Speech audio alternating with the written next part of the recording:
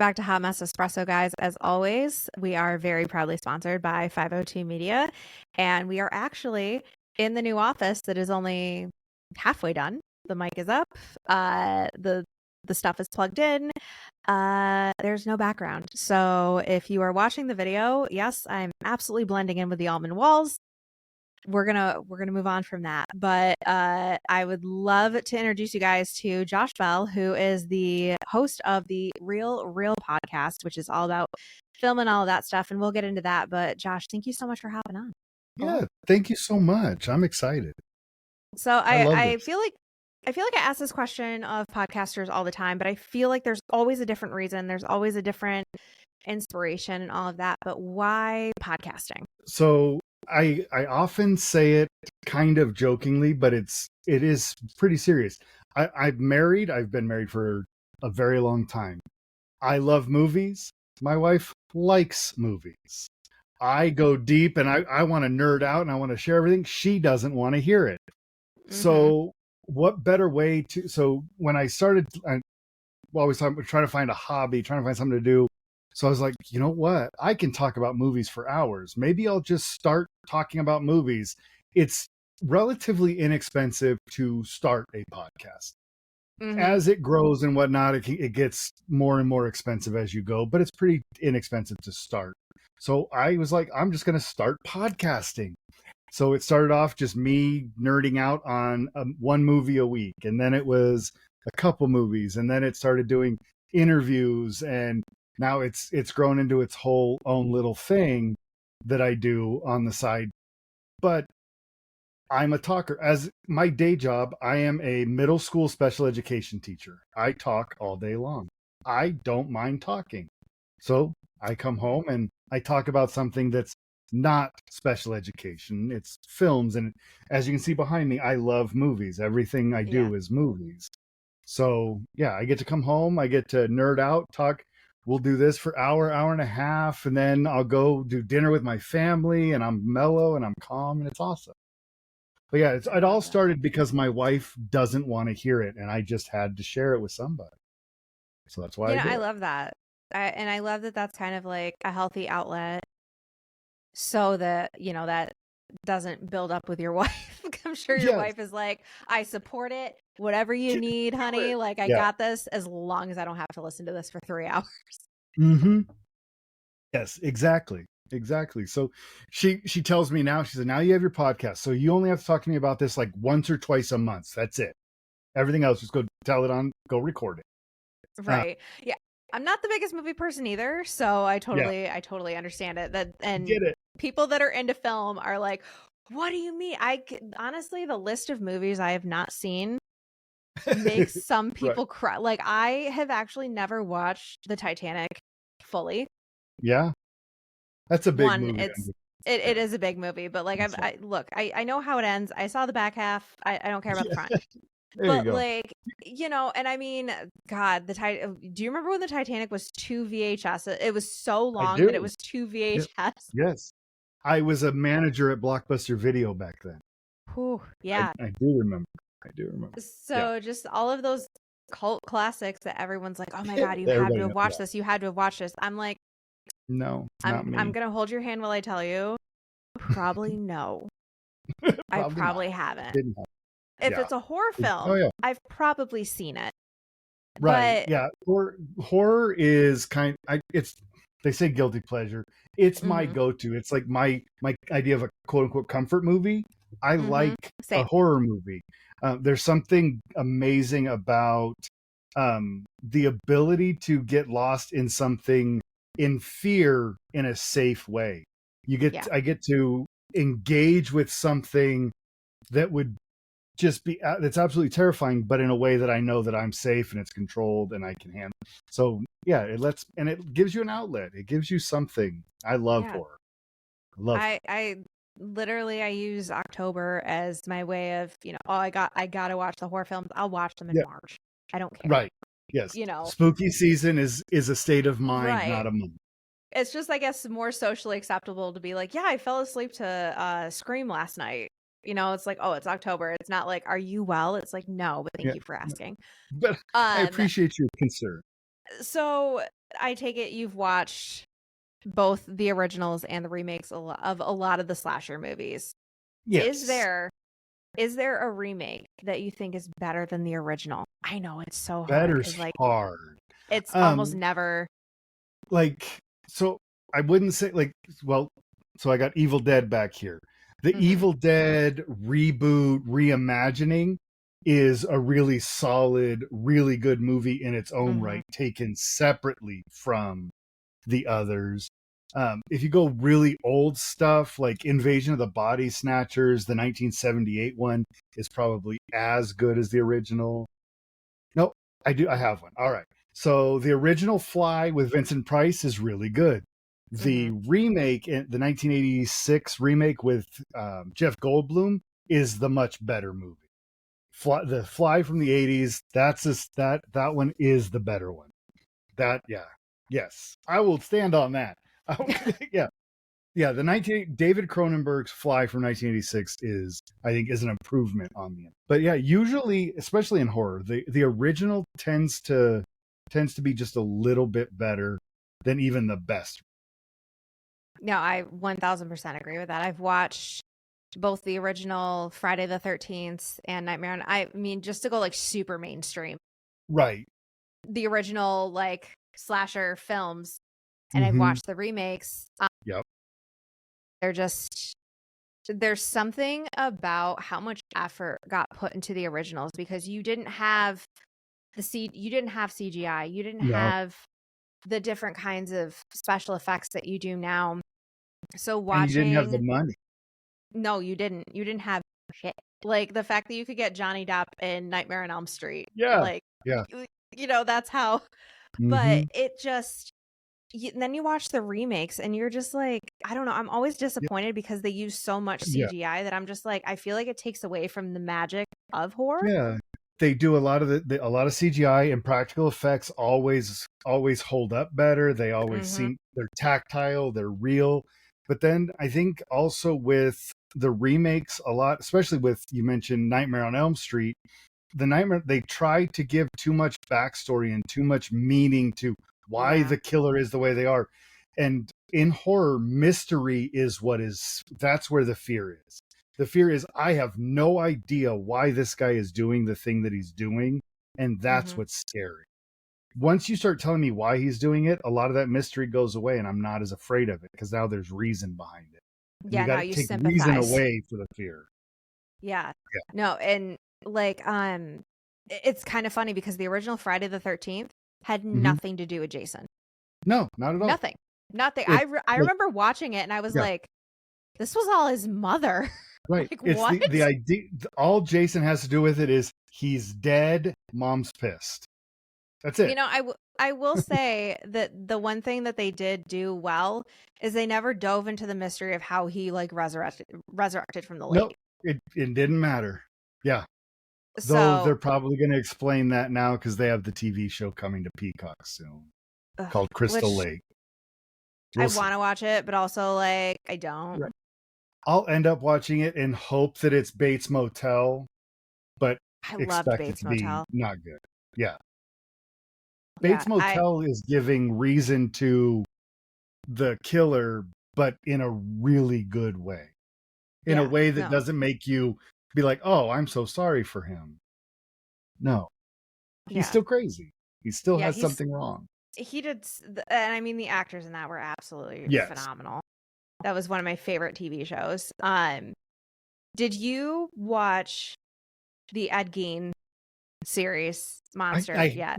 I've watched the first two episodes. I'm in the middle. I just started watching it.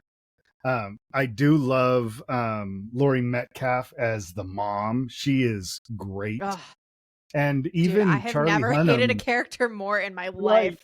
right. She is 100% evil and just browbeating and belittling, and she's the evil version of Kathy Bates from Waterboy. Women are the Mm-hmm. devil. Don't ever touch. Mm. Like, she's just so. Yeah, She I took it gotta like finish it. 8 steps further though. Yeah, she does. Like Yeah, so she I gotta finish really watching. ugh, it's so good. Honestly, it was the first show slash movie slash whatever in a long time that I literally, because I'm pretty, unfortunately, we live in a world where we're desensitized to a lot of shit, and We are. I was watching that being like, Yeah, right. like, it honestly gives me the creeps. And I'm like, one, Charlie Mm, Hunnam is a phenomenal actor for the fact that so good. I was talking to a friend about this. I'm like, I don't think I'm like remotely attracted to Charlie Hunnam anymore because, like, No, it's when he was in gone, Sons of right? Anarchy, I Yeah, was like, right. hello, hi, like, love me a That and biker like boy. Lost And then City. this, Yeah, I'm like, I, no, it's gone. Yeah, no. Lost City of Z. They got him all looking. He's Yeah. attractive, King and Arthur, like, I love it when a performer, actor, actress is, especially somebody who is that heartthrob, that beautiful people, and are willing to just totally make up and go ugly the way like Charlize Theron when she did Monster. oh She my does the God. when you go and disappear in that, and you don't have to be the most attractive person in the room. There's something to be said about that, especially because Charlie Hunnam, Charlize Theron, actresses like that are really pretty people. Yeah. And to not have to be that and say no, the character is more important. I think that's a Yeah. really good sign of an actor.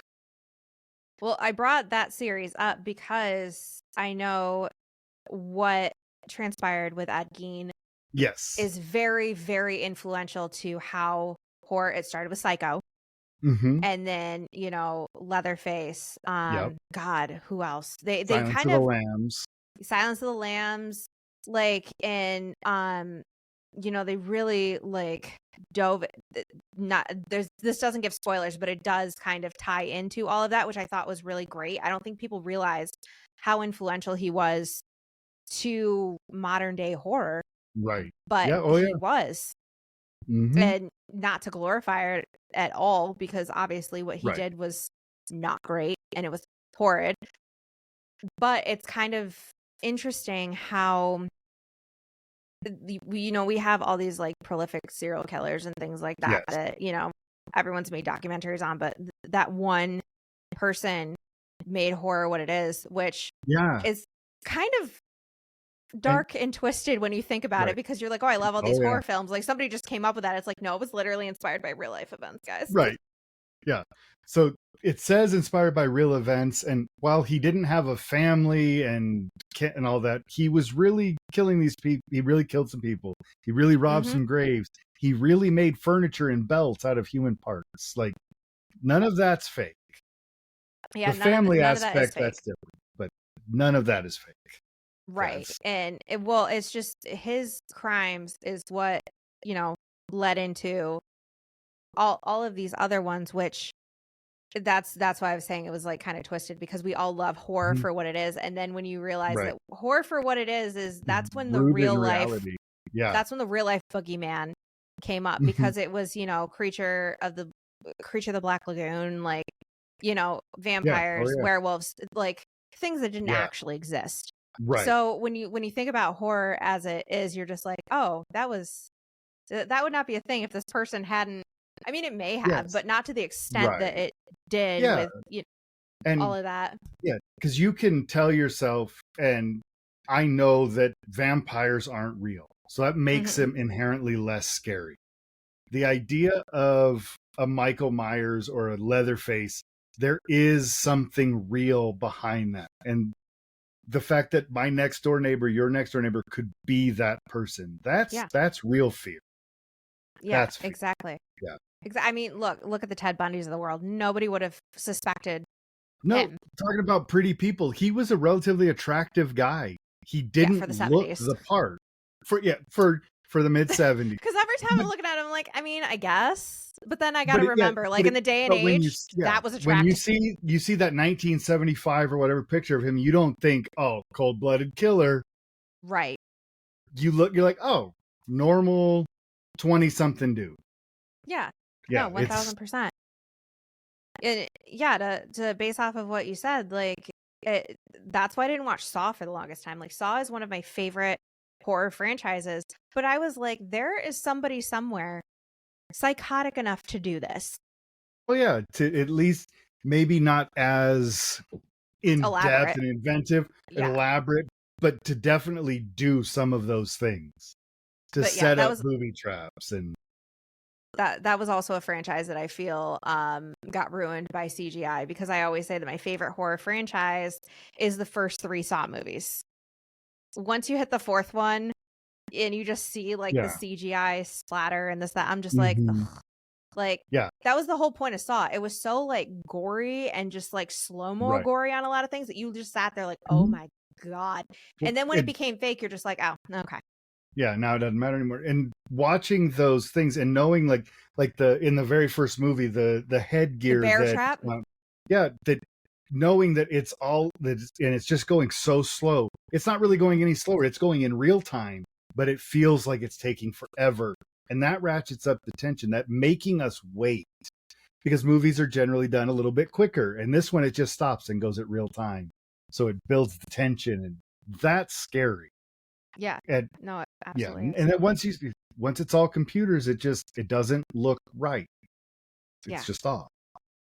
I Mhm. just, and I get that in this day and age, like, you don't want to pay the makeup artist. You don't want to, it Sure. Yeah. takes way less time to do things post production, and it's cheaper to do it post production. But I feel like movies as a whole Miss. is just, you do. And like, I mean, even not even just horror films, but like, fantasy films and stuff like that. Like, Oh, yeah, I feel like the robot shark in Jaws was is more scary. realistic Hmm. than these CGI shark. Like, it looks so fake Hmm. that you're just like, really? Yeah, it because that mechanical shark is literally in the same screen in the same shot with those people. They can Hmm. touch it. And that comes across in film. The same thing with you mentioned not ever watching all of Titanic, but the fact that James Cameron did all of Titanic in a controlled setting and they were on these giant ships and they were made it Hmm. real. He could have, and obviously we've seen it, you've seen the pictures of Avatar. He could have done it all green screen, but he Yep. didn't. He made it, and you had to be a part of all of these different things. He used some green screen, but where those characters are and the things around them is real. And that you can feel that it comes across on screen. Yeah, it absolutely does. And like I said, I get that, this is the day and age we're in, but I just feel like it takes away some of the magic a little bit. Like, you would think with the way that technology has progressed, you'd have a more realistic looking shark, even if it's Right, CGI. You know what I mean? right. Like, I mean, you could But very much the tell it Meg was a doesn't look robot. real. Yeah, Yeah. I know. And it's just like, ugh, I hate this. But not to like stick on to one genre, and obviously I want to like dive into other things. But you had said that you're a middle school special education I teacher. am. Yeah. Um, Obviously it's a very rewarding but very mentally taxing job. And you Exhausting. you get into, this is kind of like your release, talking about movies and stuff like that. But obviously with, I mean, at the time of this filming, it's like Veterans Day, actually, because I don't really care about all of that. But daylight savings time just happened, and it's getting dark, Hmm. and that Yes. seasonal depression is setting Oh, in. yeah. you Real. know how do you combat your mental health with having a very successful Yeah. podcast, in my opinion, Yeah.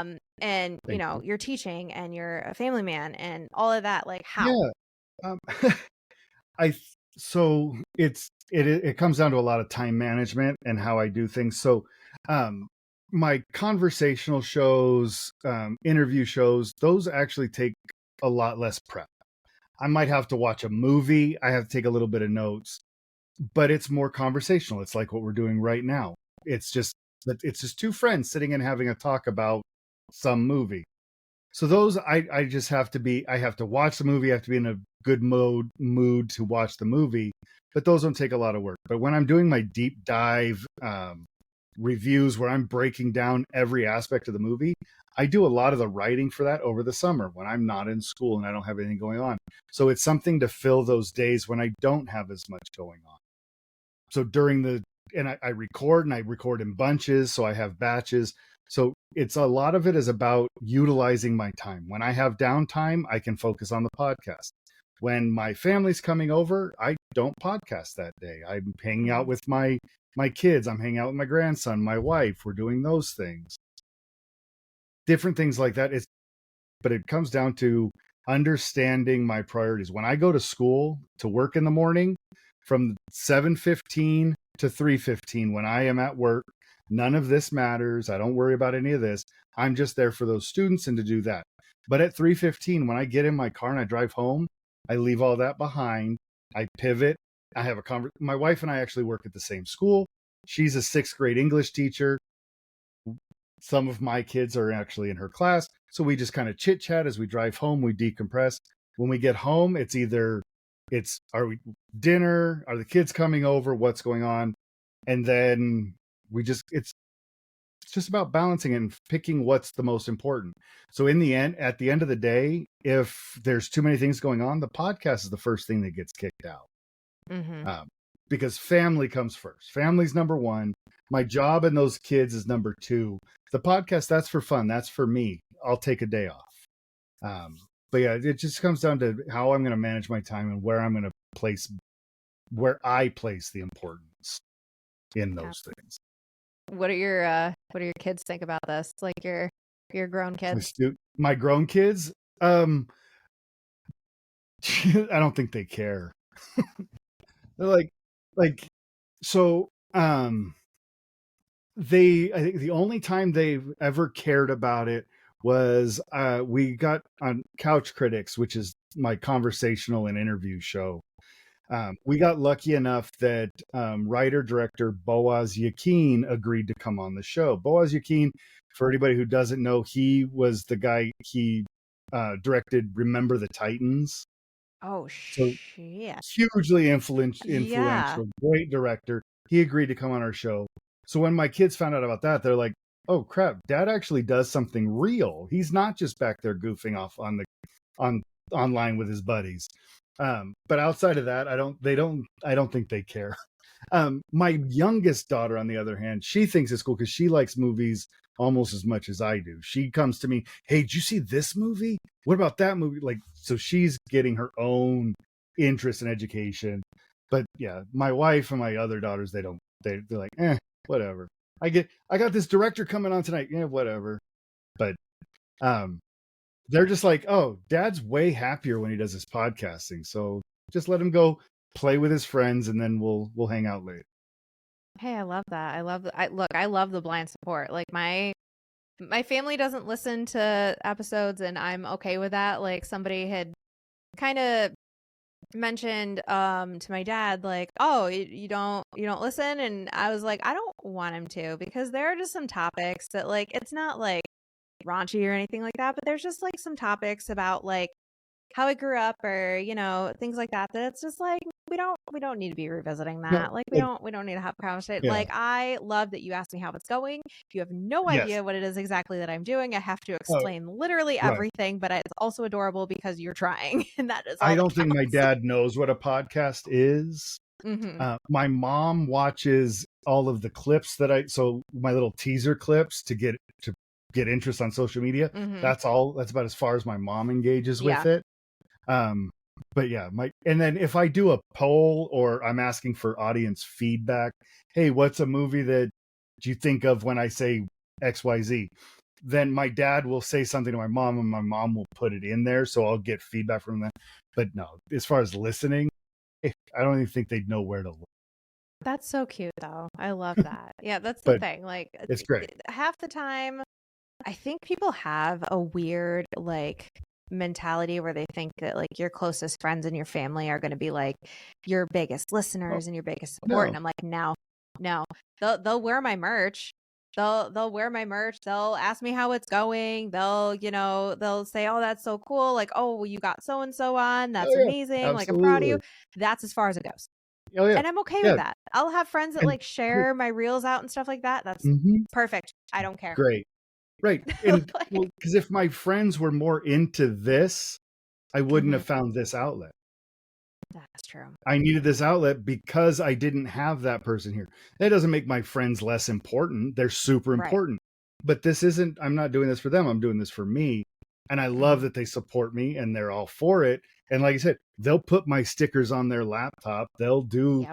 They'll drink out of my mug that says real talk, but they're not going to be the ones. Oh, and they might blind subscribe to it and just never listen. So I Yeah. look like I have a subscriber, but they don't listen.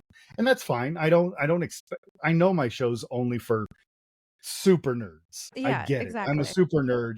It's for people like me. But, and that's okay. I like it that way. Yeah. Well, and I feel like the support that way is actually more important than somebody like actively listening and stuff like that. I have friends that actively listen, but my friends that will wear the merch, do this, do that, will talk it up to anyone that Oh, will yeah. listen. Mm-hmm. Boom, done. That's all I care Yeah. about. Thank you. Oh, yeah. Thank you for your time. Thank you for your effort. Thank you for believing How in many me. people did you We're good. tell today? Yeah. Exactly. Like that's like they're always the ones that are like on my ass about it. They're just like, you don't talk about it enough. Like you need to, it's just because I'll be like, yeah, it's just like my mental health podcast, and then they're jumping in and they're like, it's more than a mental health podcast. Like she's actually and I'm just like, okay, well, you write my script for me because I don't. Please. I'm just me. Yeah. I'm yapping on a mic about mental health Mm-hmm. and sharing people's stories that matter, and that's about as Yeah. far as it gets for me. But for Yeah. them, they're like, "You are literally the greatest thing since sliced bread. You're a genius." Blah blah blah. And I'm like, "Okay, well, a little Thank excessive, but thank you." you. Yeah. Yeah. If I, yeah, I don't like, because I'm not a boastful person. I'm not a pat Same. myself on the back guy. Mm-hmm. I do this because it makes me feel better. I That. do this because that one guy, I always shout him out, Big Meanie, that's his handle online. Oh, He was the first person that I didn't know personally that started listening to the show, started giving feedback, and to me, one person listening, that made it worthwhile. So exactly. because somebody that's why I did this. I didn't do this to become the next big podcaster. I don't need to be Conan O'Brien. I don't need to be that. Mm-hmm.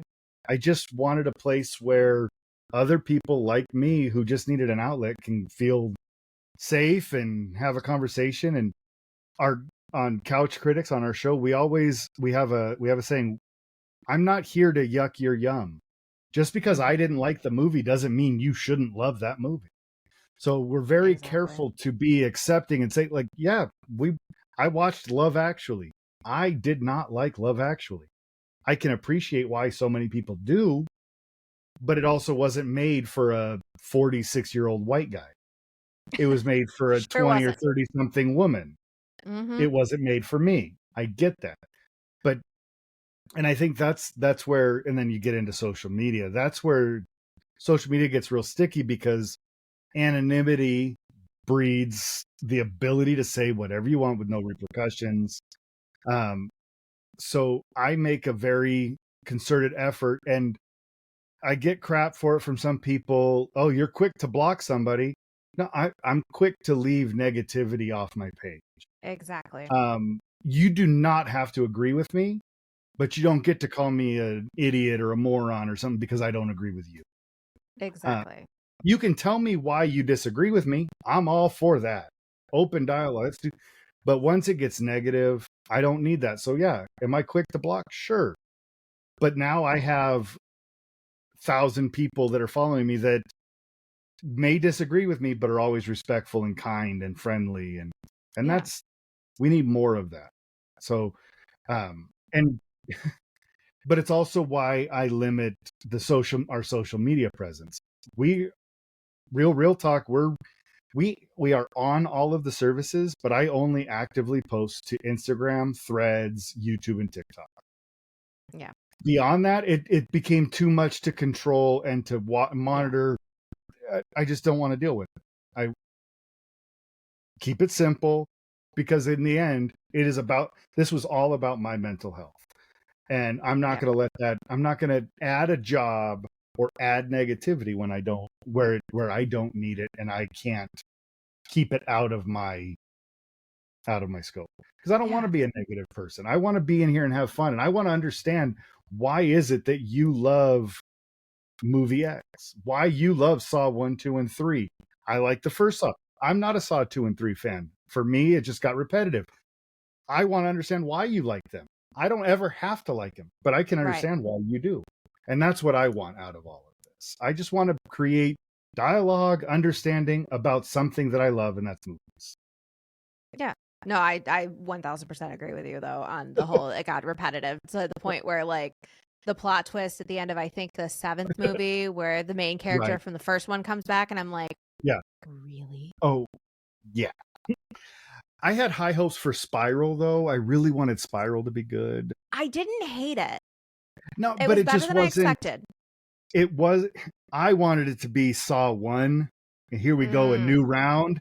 And it mm-hmm. just, it was good. And I love seeing Chris Rock in a serious role. That was super My God, he was cool. great. But there was something gritty and tense about the first Saw. And Yeah. Spiral just missed a little bit. Just missed a Yeah. little bit. It was better than what I expected, especially because Spiral came after, I believe, Jigsaw. Yeah. And Jigsaw was, I'm Mhm. sorry to Yes. anyone that's going to think poorly of me, but it was trash. They Yeah. tried to do Yeah. comedic whatever with it, and I'm like, comedy does not have to be in everything. It doesn't. It doesn't. But and if you're gonna put comedy in a movie like Saw, it has to be immediately followed by a huge ratcheting up of tension and horror. That Because the exactly. only reason for the comedy is to make me feel calm and oh, we're good now. And then you have to pull that rug out. Yeah, But because and there Saw, were it just never felt like mhm, a place for humor.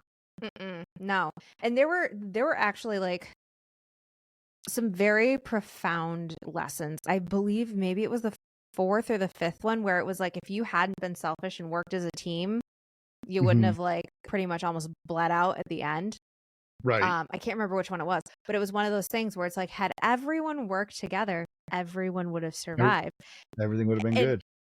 but also it was at the point where it got like so repetitive. I think that that was like lost on people. But Saw 10 really was where I was like, if they make an 11th one, I'm just done Yeah. because I was not a fan. Yeah. At that point, are you just going for the record? You just want to be the most like what are you doing now? You're just doing this to keep making movies? I totally agree with that one. Like it was just kind of like, are we trying? Because they try to make it like a prequel. I don't know. I wasn't a Right. fan. Yeah. Um, but you know, and then unpopular opinion with some. I think the Rob Zombie movies are good. Like I know a lot of So people are just uh, like yeah, absolutely not, and I'm like, no, they're good. They're really good. I Okay. I do like Rob Zombie's movies. I thought his Halloween movies were maybe a little too mean, but I like his movies. The only one I didn't really care for is his only PG rated movie, his Munsters movie, the I Munsters don't think I prequel that he watched did that. for Net. It's on Netflix. Oh, It's okay. not great. I wouldn't go out of my way to watch it. Mm-hmm. But I'm a huge fan of the Firefly family. But Oh my gosh, yes. Texas Chainsaw Massacre is my favorite horror movie ever made. Mm-hmm. And those The movies original. are they're the original 1974, Yeah. not the not the no, not the sequels, not the remakes, just the original. But his movies are very much in that vein. They're made that Mm-hmm. way. They feel that way, and like you have the first one is very much Texas Chainsaw Massacre. Now you take Mm-hmm. them out. Now it's a road movie in the Devil's Rejects, and then yeah, I like Rob Zombie. I hope he gets to make some more movies because I liked Lords of Salem. I like 31. I like his 31 was good. yeah, I like his warped Americana. Just like his music, it's all about the world of carnies and the dark side of America. What you see if you get off the main road. And I like that. I like where his movies live. So, Yeah. yeah. House It of a may be Thousand unpopular, but Corpses. I'm there. Yeah. Yeah, House of a Thousand Corpses was very, yeah, like 70s dark, gritty horror, but like with you know, with like modern technology, but he kept that like that grit. And I feel like that movie actually kind of like that had like things that you were just like, oh, like, you know, the Oh, merman, yep. the merman Oh was yeah. like, okay, we're Just going there. yeah. Okay. Well, it's 100% that Ripley's Believe It or Not Mm-hmm. weird, but it's all alive and it's all going to hurt you. Yeah. And Sid Haig Ah, rest in was peace. so freaking fantastic.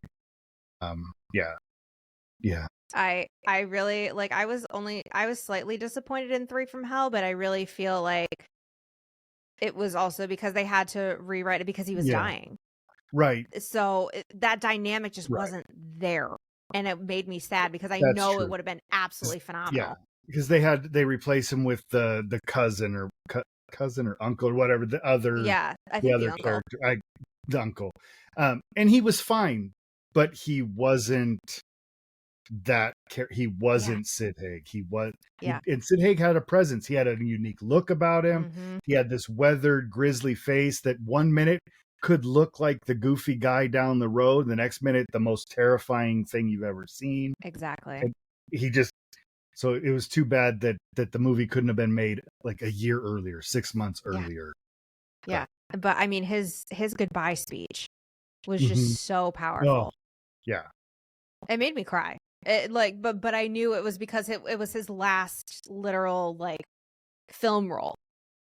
yeah, yeah. So, it was just ugh, and it was great. It was absolutely great. But, yeah, like, they still managed to make such a good movie even They missing that did. dynamic, and that Hmm. speaks to Rob Yes, Zombie as a whole, as a right. director. I think he's phenomenal. I think his Yeah, wife, Sherry, in yeah, these, like, roles is just, ugh, yeah. chef's kiss. Well, and she, yeah, she has she's got a lot of I just lost the actress's name, but Lily Munster from the Munsters. I know I Mm, don't love that movie, but she's got this graceful gothic elegance about her. yes. But while being a blonde, beautiful Yep. woman, but she's got this Mhm. weird kind of like flowy gothic thing about her. So she fits this world so well.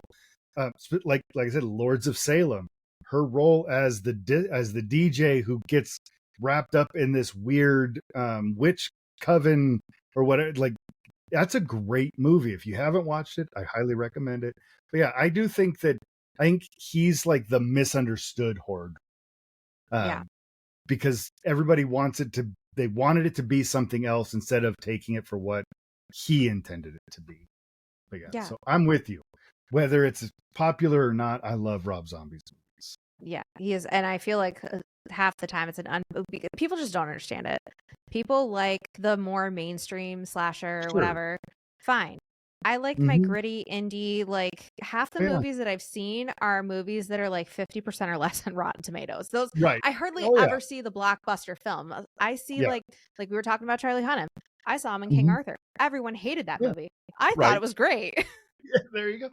Well, and that's the thing is like, well, anymore you can't. I don't trust Rotten Tomatoes anymore since it's owned by Fandango, who sells the movie tickets, so they can kind of quote unquote buy reviews anymore. Yep. But back in the day, I would go to Rotten Tomatoes or reviews in general. Yes, I host a review podcast, but I believe this 100% with all my heart. A review is only going to determine a movie that I was on the fence about. If I wanted to see it, I do not care what anybody else thought of it. I want to see it. If I Yep. do not want to see it, I don't care what anybody else says about it. But if I'm on the fence, if I'm like, I could go either way, then an opinion can sway me. And that's the only time there's any value in what the review says. Now you'll find some reviewers that are a little closer to your taste than others, but you're never going to be exact. And those are the ones that I search out. There's Mick LaSalle is a critic for the San Francisco Chronicle. He is similar to me. We don't always agree, but when I'm on the fence, I'll see what he said about something. Mhm. Um, but yeah, the Rotten Tomatoes, those scores are so the focus on them is so overrated at this point. Don't trust them. Trust yourself. You know what you like. No, But 1000%. And honestly, you don't know what you are and aren't going to like until you watch it. right. Well, It's okay and to DNF a movie. right. Did not. Yeah. I have a hard time paying money and walking out of a theater, but on streaming, this isn't working. Let's go do Yeah. something else. Um, but then there's the movie Fight Club. Back in 1999, when Fight Club came out, it was in theaters. I thought it looked awful. I did not want to see it. My wife, we were dating at the time, she thought it looked awesome. She had to see it. So I'm like, all right, let's go watch it. Well, it turns out I was wrong and she was wrong. She hated the movie. I loved the movie. The plot twist at the end was phenomenal. Yeah, so good. Yeah, Helena Bonham Carter, she owns that Oh, movie. stunning. I love her in that movie. But that's why you can't trust what you can't even trust yourself necessarily, because a trailer is cut to get the most amount of people to want to see the movie. Mm-hmm. And if you make it look too polished and too popular, I'm not going to want to see it.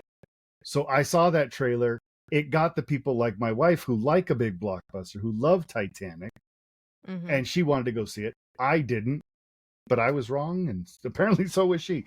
But yeah, so just give it a try. And like you said, it is okay to say nope, not for me, and move on. Yeah. We have a limited number of minutes in this world. Yep. If you know after 30 minutes that this isn't for you, cut ties, cut bait, Mm-hmm. move on, do something else. There's something more valuable Exactly. for your time than wasting it on something you know you're not. Yep. Well, speaking of things like Fight Club, what are some movies that you were like, this is going to suck, and you absolutely loved it? And then a couple of movies that you were like, I can't wait to see this, and then you get out of there and you're like, And you, that's 90 minutes of my life I'm not getting back. that's not coming back. Well, so Fight Club for sure. That's a movie I Mm-hmm. went in. I was like, man, I don't even want to watch this movie, but let's go watch it. Let's see some others that I wasn't sure about or I didn't think were going to be good and ended up being great. Man, now I feel so unprepared. I know.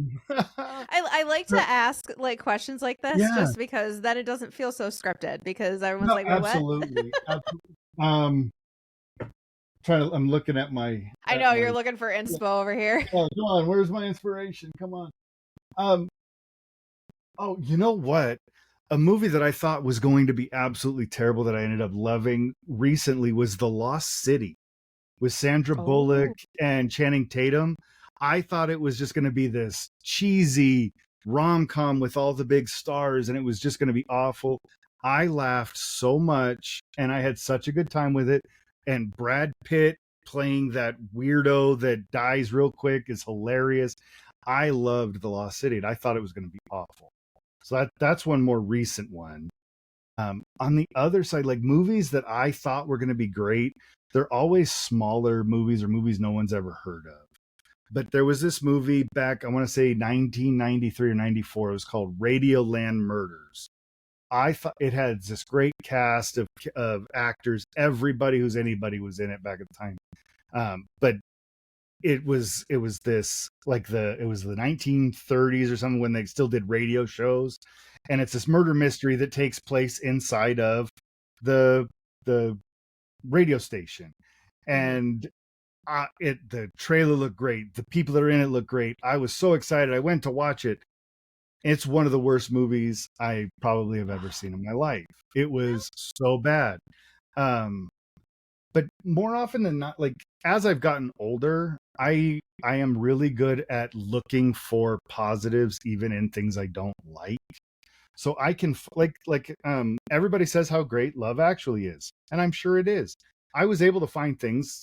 I'm like, okay, well that's pretty cool. I really liked the Alan Rickman storyline in there. I could find something to appreciate. But everybody said it was so good, and I was like, man, this is not good. I don't like this at all. But most of the Right. time, I don't come out of a movie thinking, oh, that was a waste, because I find value in the trivia that I can go down, that thing that I can do. Um, yeah, that's a hard one. A movie that I really thought was going to be great. I can't think of any others. Yeah, that's totally fine. You gave me Oh, a couple examples of oh, each. Which I mean, again, I'm a 33-year-old woman. I should have watched Love Actually and all of that. I've never seen it. Like, I've oh never no. seen it. So yeah, no, and I get why it is what it is, but it is made more for the stereotypical 33-year-old woman. Mm-hmm. It is not Yep. made for the stereotypical 46-year-old white male. It just wasn't Yeah. written for No. me, and I get that. I can appreciate that. Yep. No, But yeah, my movies to go to are like if they look like they're absolute like made with a $40 budget. I want to watch right. it just to Yeah, see how far I can get yeah, through without being like, please kill me, yeah, I'm done. And there's actually been a right. couple. It was like me and my ex-husband's thing for like the longest time is we would find these movies that look awful. And there was one movie that Hmm. we couldn't get through, Psycho Gorman. It was literally Psycho he couldn't Gorban. finish it. Yeah, Yeah. I was like, this is like a yeah, $40 Power Rangers reboot. But yeah, like it was just one yeah. of those things where you're I like, I love those can't movies. stop watching. Like Velocipaster, freaking watch that one. That was terrible. It was literally like it just reminded me of like when people were making movies in like 2008 on YouTube. Yeah. Again, Oh yeah. terrible, but it was like one of those ones that you just we actually watched a couple of D-list horror movies that we really liked. Um Santa Jaws was another one. It was literally like a Christmas shark movie. And Yeah. the amount Yes. of Christmas puns in that should be studied in a lab, but somehow like I couldn't stop Yeah. watching and it was No, like it was funny. there's It was something to be terrible, but it was said. funny. Yeah. There's something to be said about the movie that's made with a ham sandwich and positive thinking. Like Mhm. you don't have anything but a dream and you made a movie. Like I didn't I had a dream and I didn't even try to make a movie. Yeah. What was that? What was that Nicolas Cage movie where he didn't even talk? It was like on Hulu. Wally's World or something like that. Oh God, I Oh, can't remember. yeah, Wally Wonderland. Yeah. Yeah, Yeah. That was actually Willy's good. I was like, Wonderland. there's no way. Yeah. Yeah, I think that's yeah.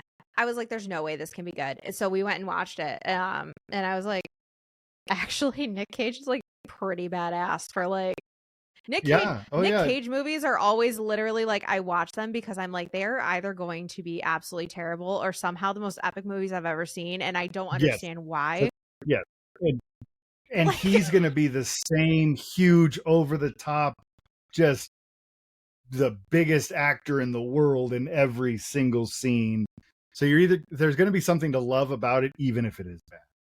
But like, yeah, like the exactly. Willy's Wonderland is such a violent, neon colored, bright Yeah, explosion of a movie. he doesn't even Yeah, I talk, love that. Yeah, who which he doesn't just need to. He's Nick Cage. I know because there was another movie that like, he was in. There was a couple movies that he was in.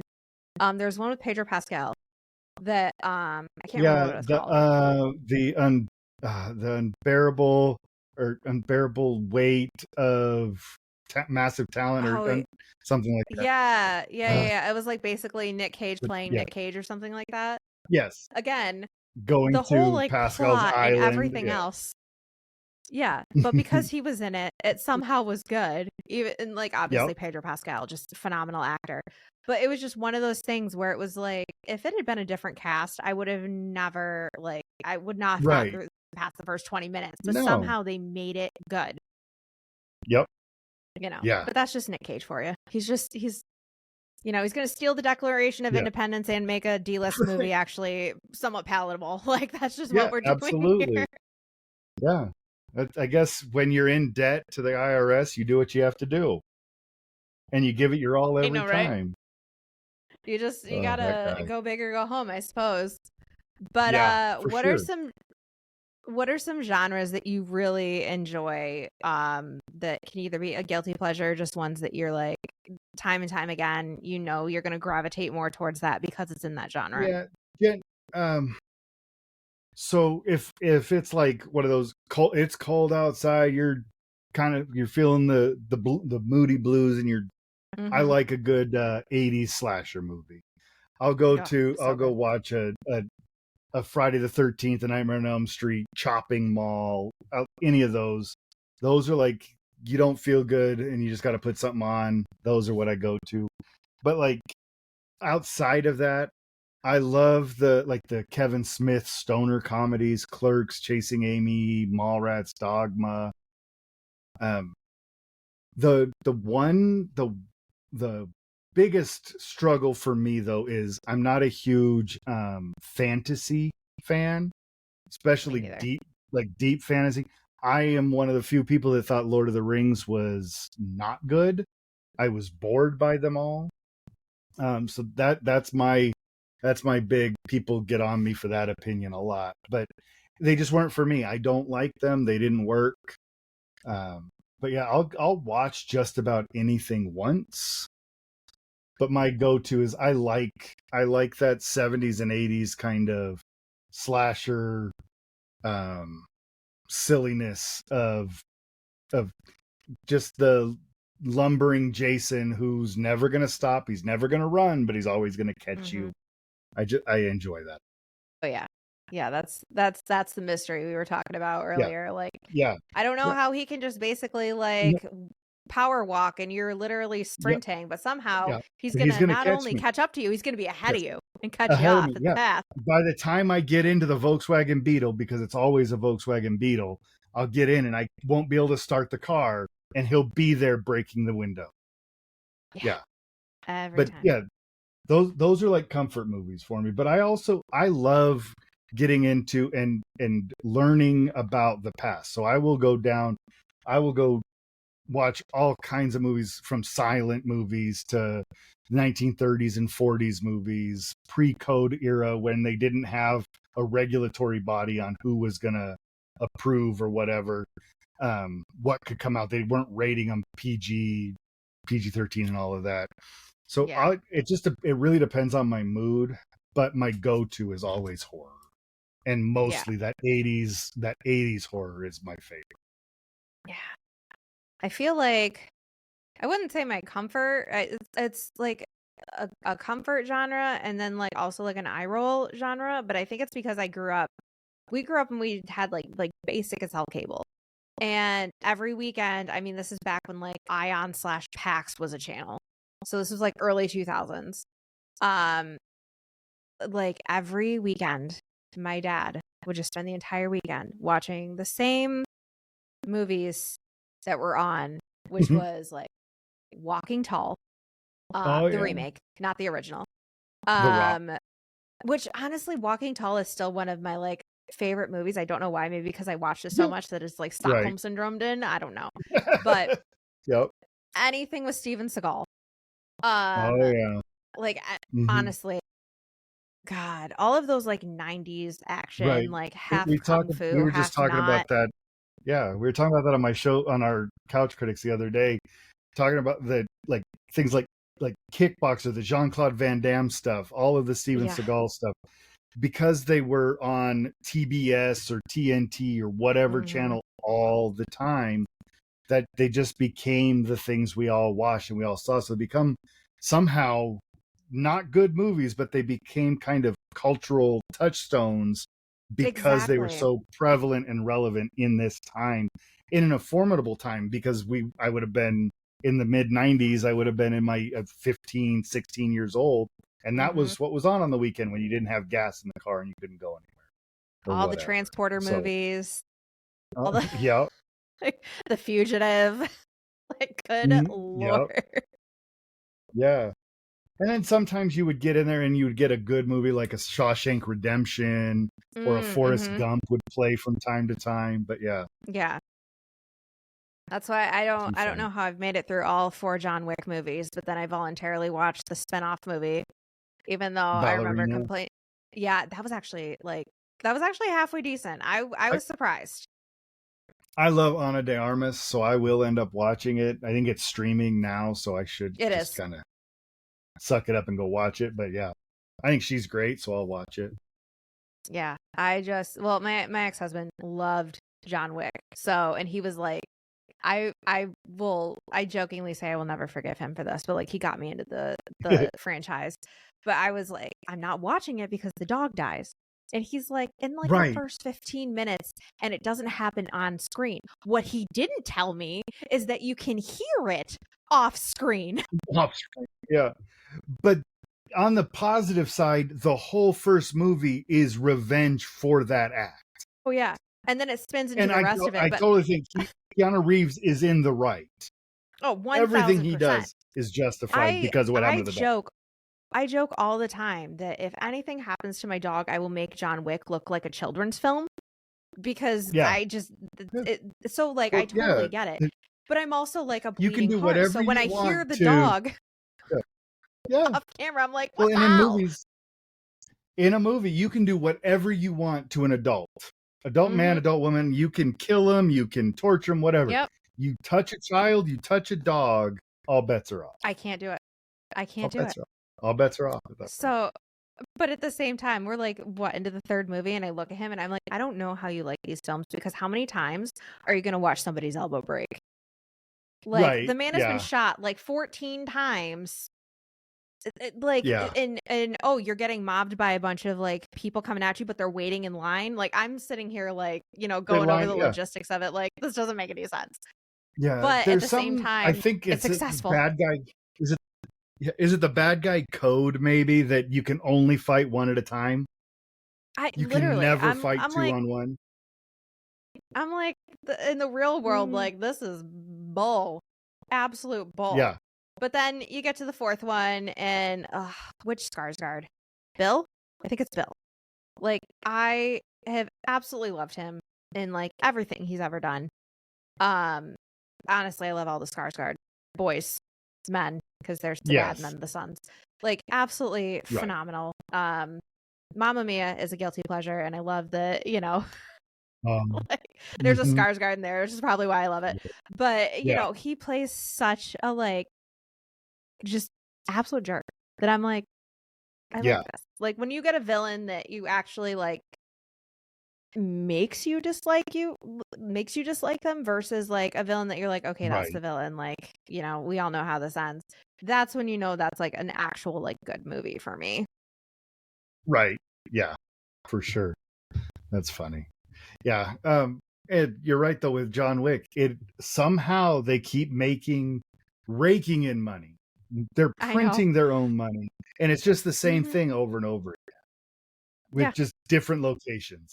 And that's fine. Keep doing it because people love it. But I mean Hmm. the same thing with Fast and the Furious. Well, this time Oh we my got into god. outer space, so where do we go next? Yeah. We're Fast and driving on Furious the moon now. underwater. Yeah. I Right. know. It's so unrealistic, and I think that's why we like it because it is set in the real world, but it's also just so unbelievably unreal. It's just, I think it's just kind of like an escape or something of like, oh well, this could happen. It's like, actually no, but Right. No, and we'll just pretend. that's what that's what when film is at its best is when you get to escape reality for 90 minutes, 2 hours, whatever it is. You get to leave all of your troubles, all of your issues behind and get lost in some other world. And I think that's where a John Wick and a Fast and the Furious are so good at because they're just excuses to eat popcorn and smile. They don't require me to think. I don't have to interact in any meaningful way. I can just sit here Hmm. and get lost in big spectacle on the screen. Yeah. And I think that's So, important too. oh, 1000%. So you've seen a ton of movies, and I might be asking you a really Yeah. hard question, Okay. but top three of all time, like, it doesn't even have to be a cinematic masterpiece, clearly. But Sure. your top three all time that you were just like, this movie really hit for me. Yeah. So I actually, because it gets asked a lot, I have formulated kind of my go-to answer. Right. Number one, my favorite movie all the way around from watchability, story, and the fact that it's a great film, everything is Sunset Boulevard.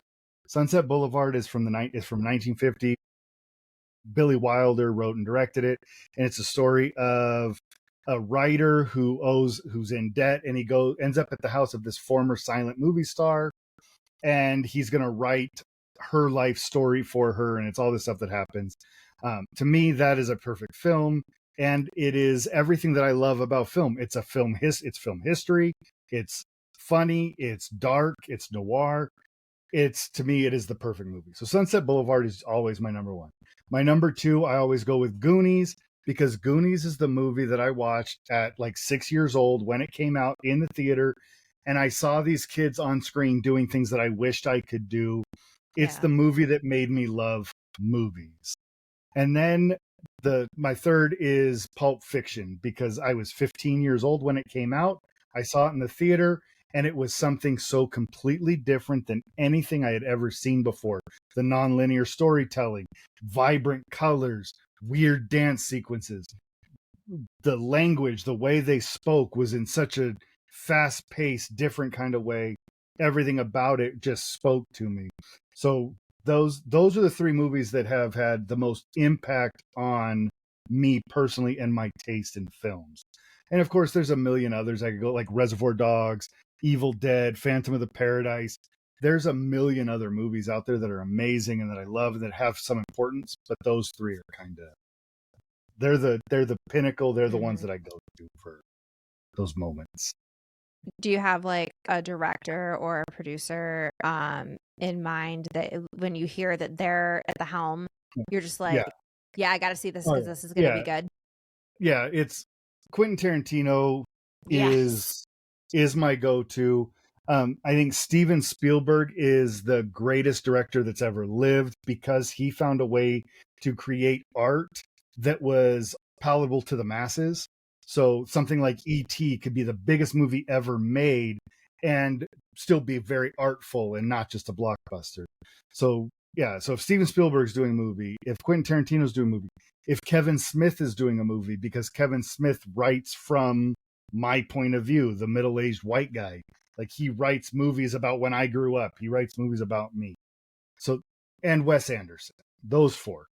I think those if they're because they're all still active, they're still making movies. If one of them is making a movie, I'm gonna watch it. Just because Yeah. it's them. I think, God, I'm going to butcher this. And I wish I would have like looked up how to pronounce it before, but M. Night Shyamalan, M. Night like Shyamalan. Yep. his movie, like The Village. I remember my first like big experience in horror was The Mm-hmm. Village.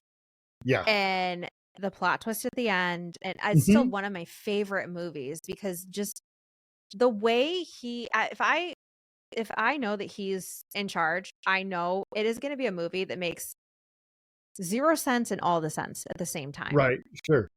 Like you're Yeah. just going to be like, And where is this going? Like, what are we doing? And then the mm-hmm. plot twist or just the weird whatever at the again, it's that gritty, that dark, that like indie macabre, like what that I'm just like, okay, okay, I love Yeah. this. And he came out so strong when he did Sixth Sense, Unbreakable, Mm, Signs, mm-hmm. Village. And then Unbreakable was so good. he kind of slipped up a little bit there for a minute with his last Airbender and stuff. But when he did The Visit, I love The Visit, where the kids going to their grandparents' house because the grandparents are so scary. Like they're Mm-hmm. yeah. When he is on, he is so good. And you mentioned the twist. It's because you after Sixth Sense you knew a twist was coming, but you still don't know what twist it is because he's still able to surprise with what twist he throws. So yeah, The Visit, Split, Glass, those were all really good. I didn't like Old Split. I though. was literally looking that up because I was like, I know Yeah. that there was a movie that he did that I know was part of like a franchise. It was part of Unbreakable, I believe. And I just Split just one. Mm-hmm. The lead actor, it's James something, and I James cannot McAvoy, McAvoy. Phenomenal. so good. Phenomenal. But Split yeah, is no, great. that movie Yeah. just had me in a chokehold. Yeah. Yeah, I was like, okay, M. Night Shyamalan still knows how to make a movie because that's Mm-hmm. a movie. Yeah, Wasn't there like a so sequel good. to it? Yeah, and What then was it called? it's technically a trilogy. It's Unbreakable, Yeah, Split, and Glass. Glass was also Yeah, pretty good. I just something about those like middle movies in a trilogy, man. They just yeah, really got because you. they have to go to the dark, and by the rules of a trilogy, the middle has to be the darkest place, and I think that's where the best story lies is in the darkness. No, That's 1000%. why I just Empire Strikes Back is the best Star Wars. That's why, mm, yeah, the dark place. yeah. Yeah. I love like all these dark, gritty horror films for somebody whose favorite movie of all time is The Princess Bride. Well, The Princess Like Bride. So that's on my list of like if when we did a top 10 list one time of comfort films, and mhm. Princess Bride is like if you don't feel good, just like Fred Savage, the little boy, you want to hear The Princess Bride when you don't feel good. It is the perfect movie for that mood, and it's beautiful. And the acting is funny, and it's Yeah. engaging, and everything is so good. That's a fantasy movie that they Yeah. that's my kind of fantasy I for just sure. when I tell people that, there's people that don't like The Princess Bride are just like, "Ugh, I just couldn't take it seriously." I'm like, that, my friend, Is your is the problem? You're not point. supposed to. Yeah. Like, that is the whole point. Even the da da da of like the, the royal music, and you can Yeah. just tell it is not Mm-hmm. meant to be like critically acclaimed No. or taken seriously. Like, It's a no. goofy ass movie that is Yeah. just, it hits all the There's right. a It's got whole romance, scene of action. yeah. There's a whole scene about a giant who likes to rhyme everything. Come on. Like, it's just about rhyming. Yeah. Come on. I just, I love The Princess Bride. oh, That is a so great good. movie. Oh, Yeah. yeah. You're Yeah. making me love film more and more. Like, I'm still like not like a absolute need to see. I think I actually got dragged to go see The Conjuring Last Rites. Granted, I love The Conjuring, but I saw the first one in theaters and the last one in theaters, and I really think I'm done watching The Conjuring in theaters because Right. why am I Well, doing this to myself? supposedly that's the last Conjuring. The Suppose way that they it's the wrapped it, last. It's the last Ed and Lorraine Warren Conjuring. yeah, They they can they still do definitely things wrapped within it. the universe, but we're done with. Yeah, no, that and Evil Dead Rise, I watched in theater. Evil Dead Rise was phenomenal, I want to see the new one absolutely that they're phenomenal. filming right now, I- Evil Dead Reborn or something like that. yeah, I don't think I've heard anything about that one. Yeah, they're still filming it, so I don't know that there's anything out there yet. Are you But speaking of, just to really circle back to your love of like yeah, oh, slasher films?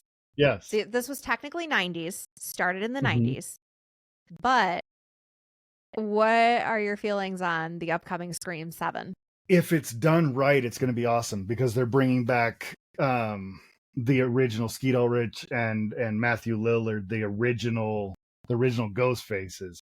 So if they do it right, I think it's going to be awesome, doing a full circle moment. But it's also now you're balancing such a large cast of people, and that can be really hard to balance and give everybody the proper amount, not necessarily from an ego standpoint, but from a story standpoint. How do you Yeah, balance that many characters in and out without losing some of the story and without losing yeah, the through line? But if they're able to do it right, I think it's going to be great because that for none of the movies in the Scream series are bad, but right. none of them are the first Scream movie. That 1 was just trillion percent.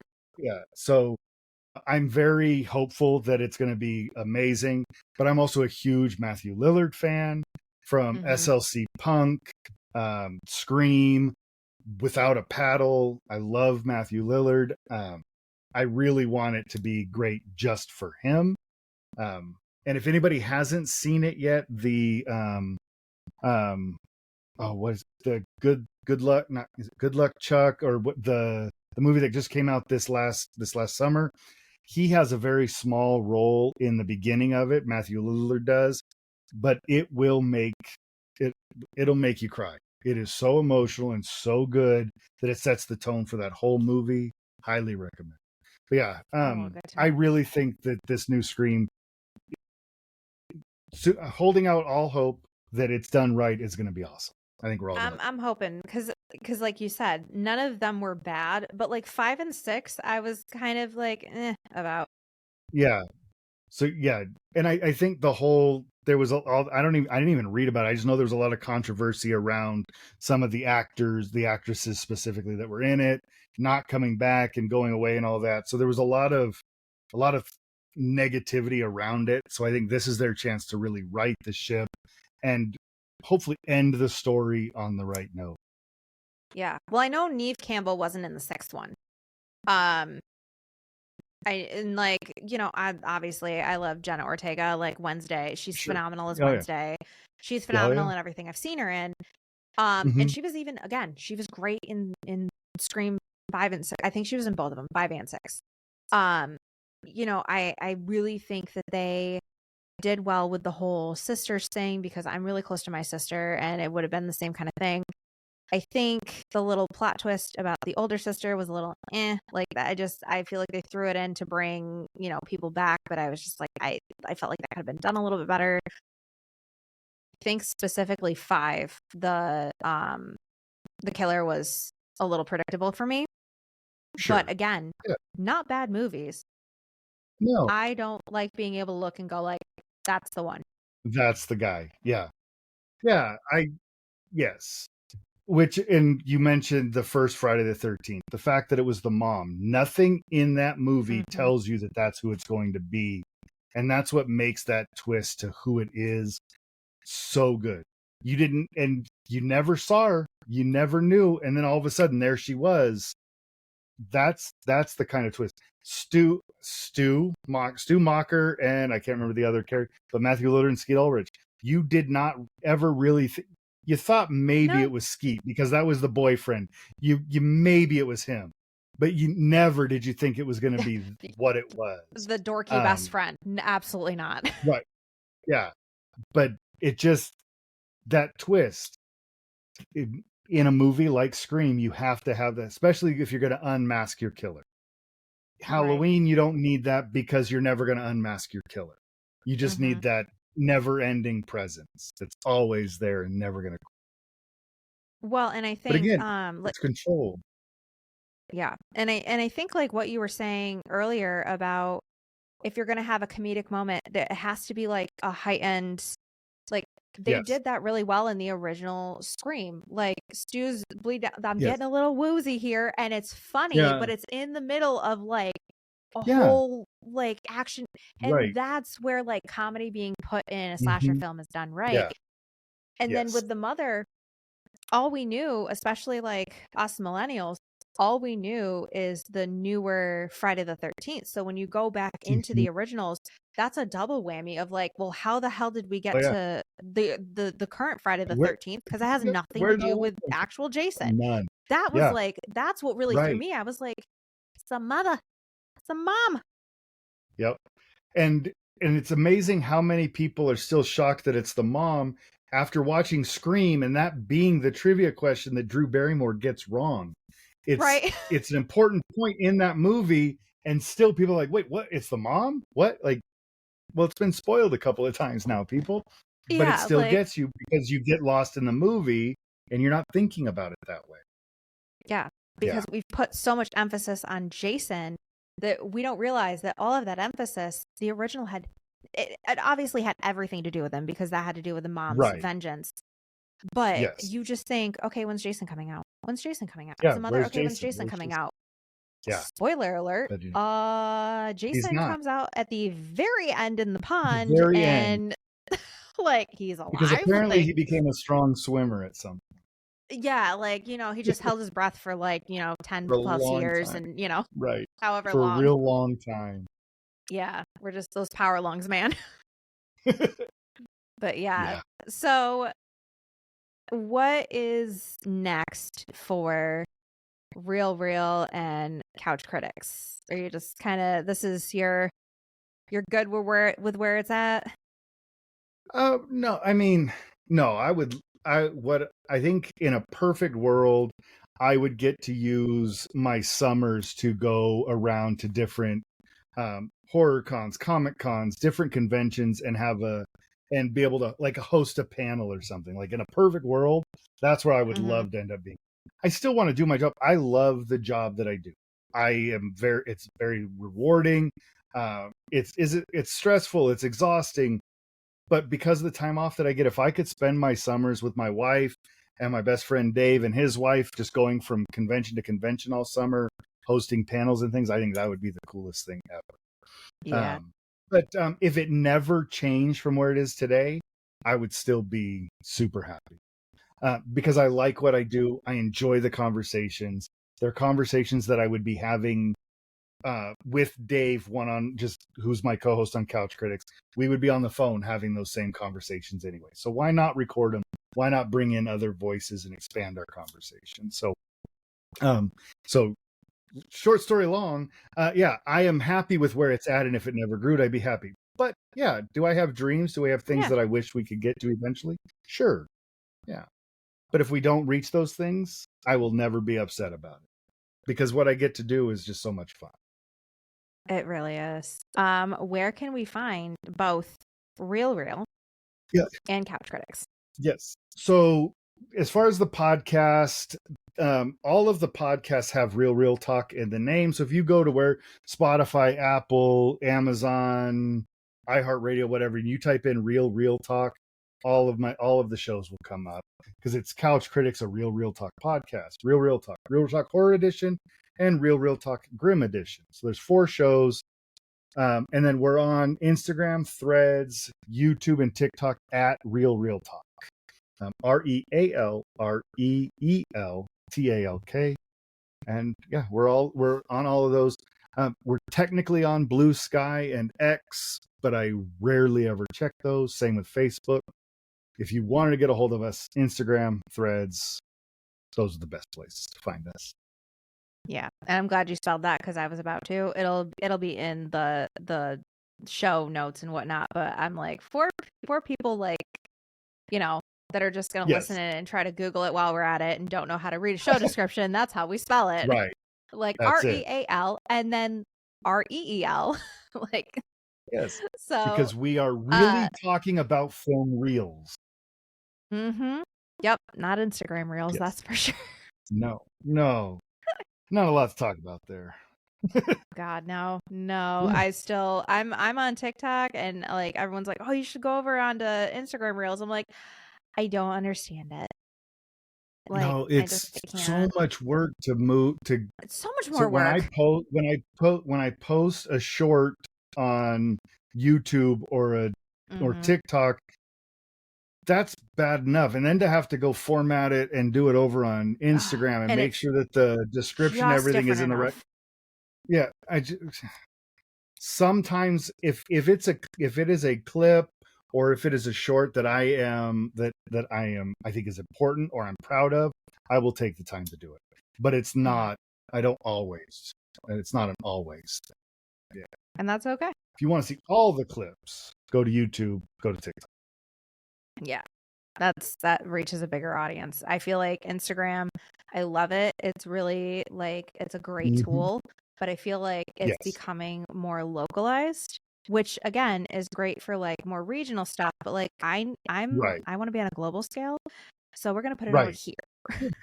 Right.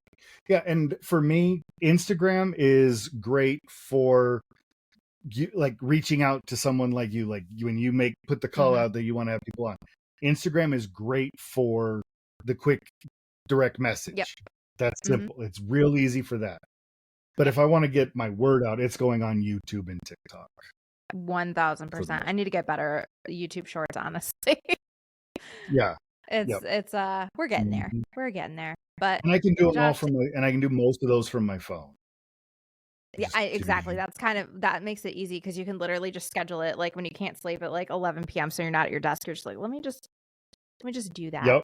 But yeah. Yeah, and I can do several in advance. I can have them all scheduled out and then just walk away. Yep. I either schedule so much at once or I'm like panicking and like doing it 3 days late. There's no in between. No, I freaked out. So Couch Critics episodes drop every Tuesday, and I tried it, and I'll drop a clip from the episode, one a day for the next 7 days before the next episode comes out. And I freaked out this morning thinking I got caught up and didn't have anything going out. And I looked at my phone and one just dropped. I'm like, oh no, I'm good. I'm set. I'm not caught up yet. I'm good. I know. I have to drop the next couple of weeks of episode reels because I moved and then I just got so dysregulated because I was on a roll and then I moved and I went, just kidding. So we're doing some catch up here, but we're gonna figure it out. Yep. Yes, and that's the thing with as growing creators. I won't say small, independent creators and growing creators. This is all just us. We don't have huge teams, so sometimes life catches up and we miss a day or a couple of days, because it is a lot of work to keep these shows going, and we love it and we're going to continue to do it. But at the same time, understand that it's a lot of work, especially when Yeah. I am the writer, the editor, the social media guy. I am, and just like Heather, we do all of it for this show. I have a guest on. That guest just has to talk to me. They don't have to edit it. I'm not editing this with you tomorrow. You're on. Nope. I mean, once I sign off, it's all you. Same on my show. Yep. If I have a guest, once they sign off and I get that 100% that it's loaded and I say good night, have a great day, it's all on my shoulders now. Yep. So give us some grace. Yeah. It's a lot. Podcasting is more than just hitting record and talking into a mic. There's, Mm-hmm. Oh, you yeah. know, before we hit record, I was, still coming up with questions, Yeah. Oh, yeah. because I get like a Mm-hmm. couple new ones. You have to be thinking on your feet. Like, Absolutely. I didn't hit all the points that I wanted to, but we had such a good conversation that needed to be Right. had. And I'm like, you have to be able to Absolutely. pivot. And then there's all the Yeah. post production and, That's, and the well, promotion. and And then, yeah. I joke all the time that I'm going to fire my editor someday when I can actually afford to pay someone. Mm-hmm. I Yep. want to fire myself from the editing. Editing's my least favorite part of this whole thing. So what I'll end up 1000%. doing is I'll record a couple of weeks worth of shows, and then I'll set aside a day, and I'll just sit here editing all day long. But then I'll get 6 episodes out of it, and then I'll be done for a while. Because it's not, some people love it. It's not my joy. No, It's not my joy. The first thing I'm gonna do when I can like hire somebody is social media. Like, someone take over the Social social media, media. yeah, Goodbye. 100%. I will cry Absolutely. through editing all day if it means that I can have somebody else post for me. I don't want to do it. Yes. If I could have someone in charge of that, I'll even edit the shorts that I want, the little 1 minute pulls from the episode. I'll do all of that. If somebody else can man it and respond and do all of that. I can do the responding. Because before the show, for some reason, posting. Yeah, I didn't have social media for Josh. Josh does not have social media. Real Talk has social media, and the only reason it has is because otherwise, who's going to find out that I have a show? So I have to do it for that. My personal life, I don't have one. My wife has one, so if you follow my wife, you'll see all of my life. So I don't need to do that. But yeah, it's a lot. Social media is a lot. And you have to we talked about it a little bit, you have to curate your social media in such a way that you take those things that will suck your joy and make sure that they're not a part of your social media. And Instagram and Threads, as far as all of the true social media sites, they, for me, have been the easiest to kind of mold the feed that I mold my feed. It doesn't mean it's the same for everybody. Some people have been on Twitter or X for so long, they're experts at it. I came to it late, so these are the ones I understand. It's not for me. And like we were talking about like way earlier in the episode, the keyboard warriors, like, they forget that we're human. Yeah, absolutely. They just think they can say whatever they want and it's not going to affect us. And granted, you and I have been doing this long enough that I'll look at a comment and I'll be like, oh, we're talking about how fat and ugly I am? Okay, well, that's a lie. Anyways. But then there's just I'll look at it and I have the 10 things pop in my head of the mean things I could say back. And I'm like, no, I'm not going to feed the hate. So I'll stop and I'll take a deep breath. And then I'll make a choice. I'll look at their social media and see, is this just who they are? Or was this a bad day? And if this is just who they are, block, we're done, we're moving on. If it's a one-off, then I might engage and try to have a conversation, but I'm not going to stress myself out of it. Yeah. Well, and I just, again, you don't like the stupid little like trolley comments don't really get to me. But when there's like 17 of them, it's going to get to me. Yeah, absolutely. Absolutely. Yeah. One or two comments, I'm like, yeah, well, their mom just didn't hug them enough. 17, I'm like, basically. Oh crap, Mom, I need a hug. But it's so true. It's so true. One or two is easy to brush off. Yep. A bunch, like I can't do it. I have to literally log off. I'm like, ooh, okay, now that one's hurting my heart. I better go do something else. I better Yeah. go watch a slasher and feel Yeah, better about literally. myself. I'm just gonna go watch Schitt's Creek really quick and like just feel better about There you myself go. for 20 minutes. That's a perfect show to watch. Ugh, it's great. Absolutely. Absolutely So great. good. Either that or So Love is Blind to make me feel better about my dating life. good. That one is Too. that's interesting. Let me just put it that way. But yeah, Josh, thank you so much for taking the time out. This Thank has been you. so much fun. Yeah. I Yes, kind it of have a was. list I of had a great movies I want to watch now. time. Awesome. Then my job is done. Right? Exactly. So, yeah, guys, catch Josh over on Real Talk podcast and all of the Yes. spin-off creations from that. All over the place. All over Spotify and Apple. When do those episodes come out? Tuesdays, you said? So yeah.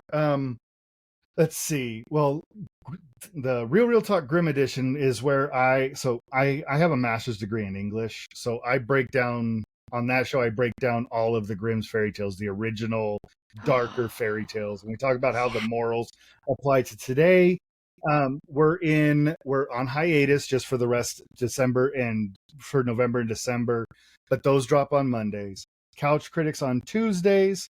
Wednesday nights, you can catch me on Wednesday Night Frights live on YouTube on Real Talk, or Thursdays on Real Talk Horror Edition, and then every Friday my original show Real Talk posts on Friday, and we're doing a series of I'm having other creators come on, and they give me a top. They say let's do a top 10